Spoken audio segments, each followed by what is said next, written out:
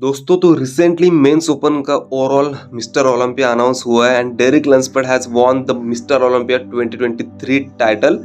और गाइस कहीं से भी डेरिक लंसफर्ड का हार्डी चुपन से मुकाबला नहीं बनता है। अगर वी टेपर की बात आती है देन डेरिक लंसफर्ड पूरे लाइनअप में सबसे आगे। बट अगर वो मसल फाइबर्स की बात करोगे, डीपनेस की बात करोगे, हार्डनेस की बात करोगे, मैच्योरिटी की बात करोगे, कल प्री सीजन के बाद ही सारे बॉडी बिल्डिंग लीजेंड्स लोगों ने ये प्रेडिक्ट करा था, अज्यूम किया था कि Hadi Choopan second time mister Olympia champion है। और लास्ट तक मतलब जब तक अनाउंस कर रहे थे तब तक सारे लोगों को पता था हार्डी चुपन जीतने वाले।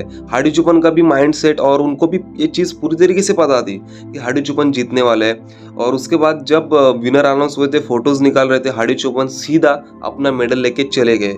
गाइज एक फ्रेंडशिप अलग जगह पे, बट हार्डी चुपन को पता थी उनकी वर्थ और गाइज मसल मैच्योरिटी का किसी के साथ भी मुकाबला नहीं होता। और इसीलिए हार्डी चुपन टॉप पे चल रहे हैं जब से उन्होंने कम्पीट करा है। बिकॉज उनकी फिजिक की क्वालिटी, उनकी मसल क्वालिटी, उनका टेम्परामेंट, उनका स्टेज प्रेजेंस, सारी चीज़ें वो डेली इंप्रूव करते हैं। ईयर टू ईयर उन्होंने इंप्रूव किया है। तो गाइज मुझे पर्सनली लगता है कि दोनों में इस साल तो हार्डी चुपन को चैंपियन करना चाहिए था। अगले साल हम डेरिक के हार्डवर्क को प्रायोरिटी दे सकते थे, उनकी फिजिक को प्रायोरिटी दे सकते थे।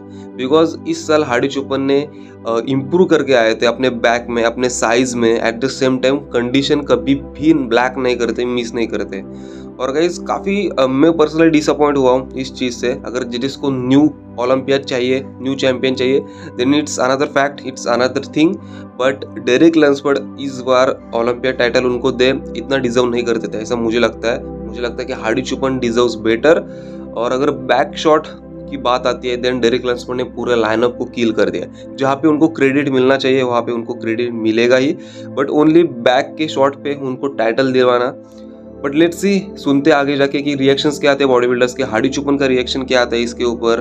बिकॉज गाइज वो तो सबसे ज्यादा नाराज हुए थे। उनको पता है हार्ड वर्क सभी ने किया है, but he deserves to be at the top.